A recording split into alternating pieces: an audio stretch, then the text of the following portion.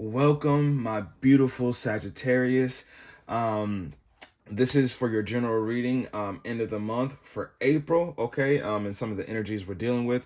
We're keeping it simple with the past energy, present energy, and future energy, and bottom of the deck, okay? Generally, it will be 3 cards I like to pull, but if more cards pop out, we'll take it, okay? And for this third position for future, an extra card popped out, okay? And even, it's just, I'm not gonna lie to you guys, this is a very clear image of really what's going on. There's kind of maybe like 2 timelines that's going on here, but to be honest, it's a very strong energy I'm picking up on this. And this is actually kind of the first time I've seen a clear picture of something so clear, to be honest. And it's amazing. But essentially, okay, so we have, okay, before I even really go individually about the cards, which I'll usually do first, yeah, this is a third party situation. There's no doubt about it. Okay, here we have the Empress, okay, a woman. We have the Queen of Wands in reversed, okay. We have the Ten of Pentacles reversed, and we have the King of Wands reversed. So this is like mistress energy. This is like marriage ending type energy. This is like three is a crowd type energy, and then you have the accompanied by the bottom of the deck, the Three of Swords. Okay, which obviously we can do the math on that. Painful, a lot of pain that was present around here. Okay, and the fact that we have, not to say anybody's sexual orientation is up to them. The man could actually be coming in between the women. But you have the Queen of Wands and the King of Wands, which are essentially counterparts to each other. Okay.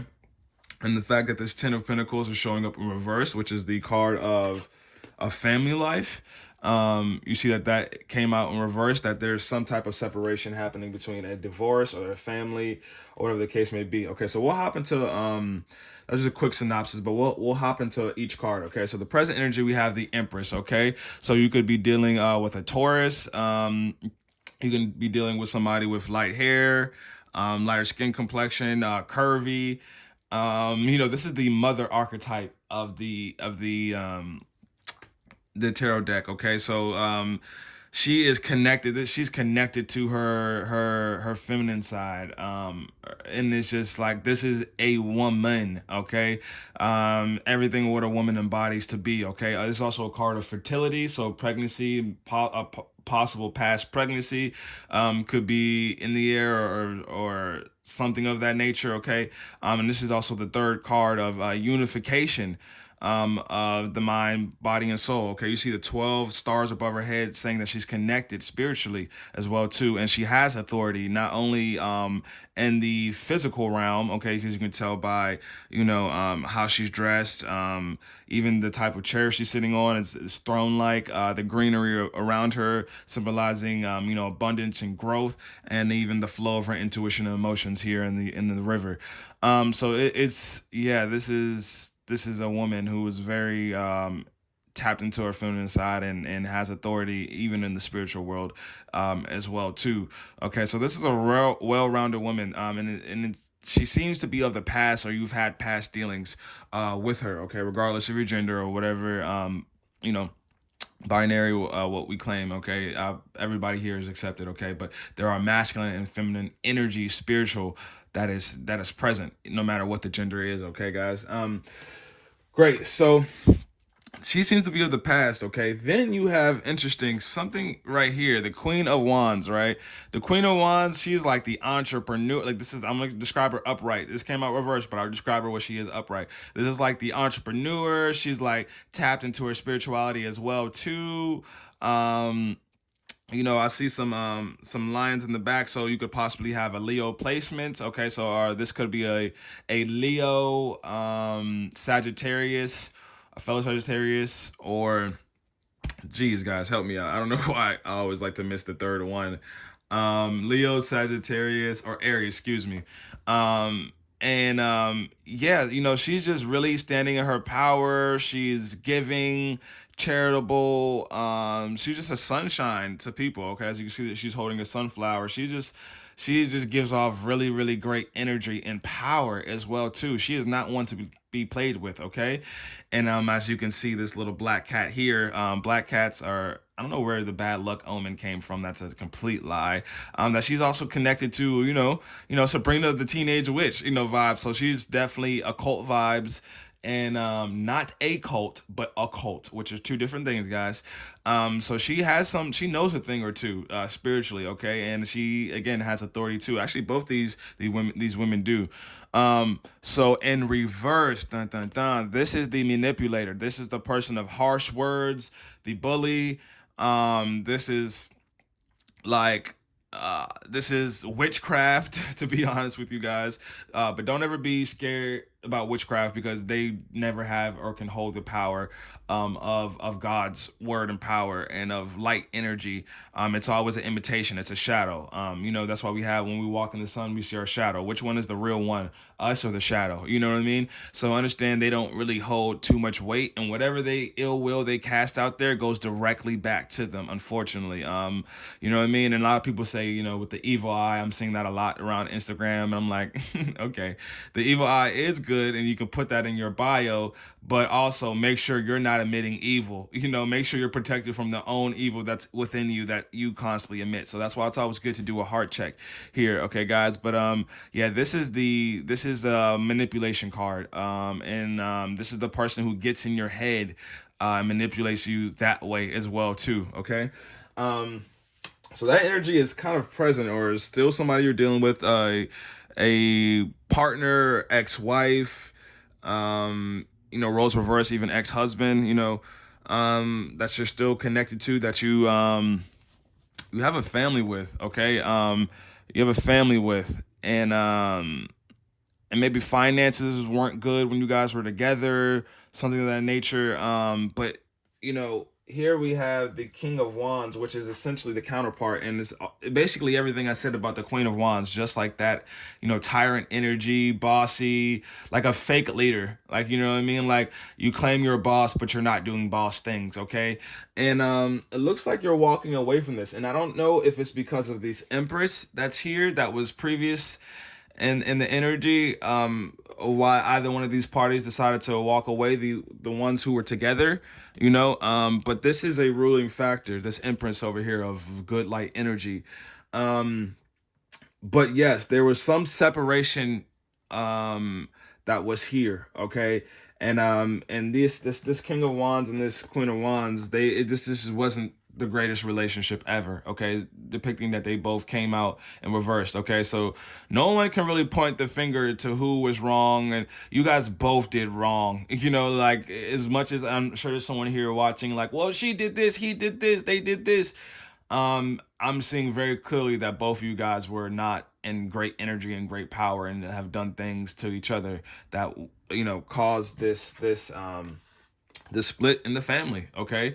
Either both of you guys are mutually walking away, somebody decided to walk away, whatever the case may be. But again, three's a crowd, something is here. But this seems like the most ethical character here in this situation, the Empress, okay. She seems like, not to say that I'm not really getting the fact that she came in between per se. I think she was just something that was here already in the previous energy, and maybe even possible the Queen of Wands stepped in to get this King of Wands, or the King of Wands stepped in to get this Queen of Wands away from this Empress energy, to create possibly a family for their own. But it did not work out because there's a walking away of it.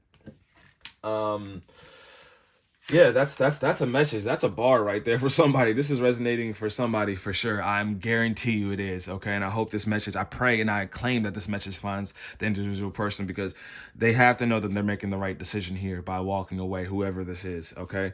And I see great things, okay? The Three of Swords speaks of pain, heartache. I did my card of the days for TikTok and TikTok and Instagram.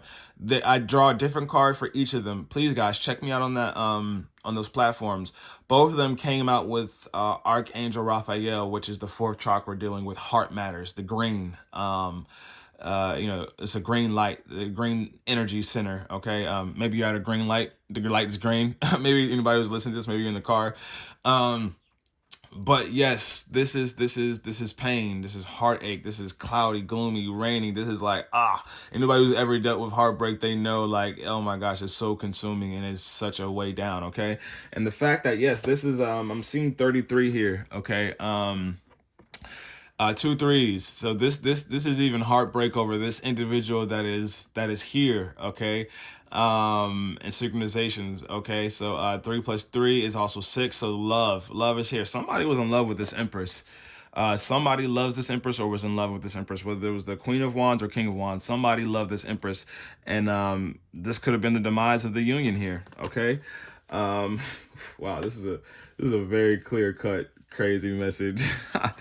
And yeah, and even here, just to point out this Ace of Cups, yeah, emotional. This caused a lot of emotional rifts between all parties here. Actually, all three of y'all.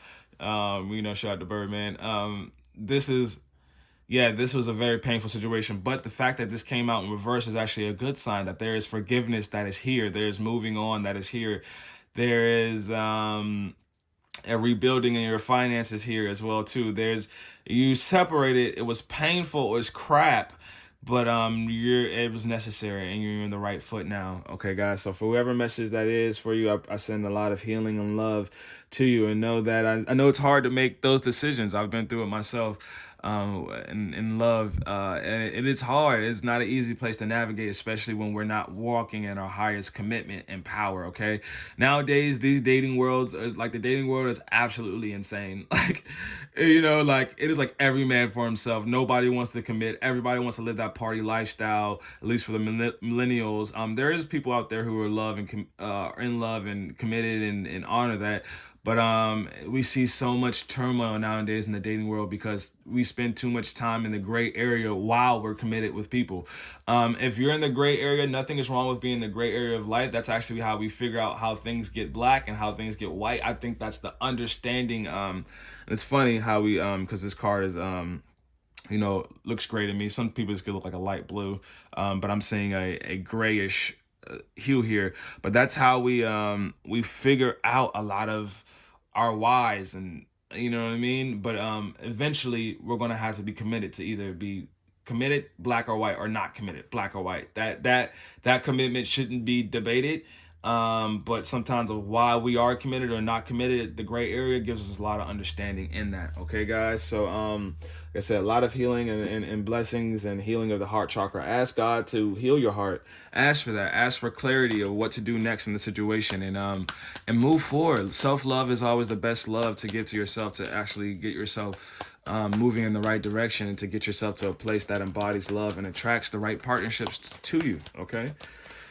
So yeah, guys, check out all your placements as well too. Okay. For a cohesive message. So your sun sign, your moon sign, your rising sign, and your Venus sign. Okay. And even take a look at your birth chart to see your placements and other houses and things of that nature. CoStar is a good place to figure out all those things, and I understood a lot more about myself when I did those things. Okay. CoStar, sponsor me if you're watching this. But okay, cool. So we're gonna pull from our mystical shaman oracle deck and see what we have here. Okay.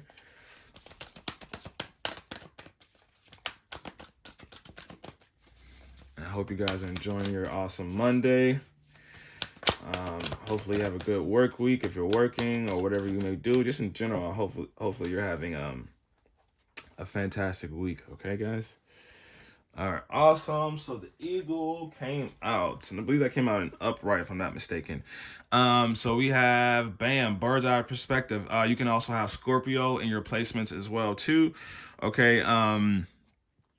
Yes, Scorpio in your placements, because this is also the Scorpio as well too. That's on the 4 fixed signs that is on the Wheel of Fortune, and the World card, which is basically telling me cycles are completing. Okay, which is also the 10 of Pentacles is the ending of something. The 10 is the completion. Okay. So in both those cards, actually eagle is present as the Scorpio, so you can have Scorpio placements here. Okay. Taking the bird's eye perspective on this matter will give you clarity. Okay. That's actually really all I feel the need to say. The eagle is noble. It's actually the spirit animal of of, you know, the American flag. Okay. It's a very noble, high-ranking bird, a bird of authority, a hunter, a go-getter, and it's a beautiful, majestic almost. Okay. So let's go ahead and read what that has for us. Card number 16. So we have 1, a new beginning. 6 is love, and then 1 plus 6 is 7, which is godly presence, divine presence here. That is actually guiding you here. Okay. So let's go ahead and get to card 16. Okay, cool. So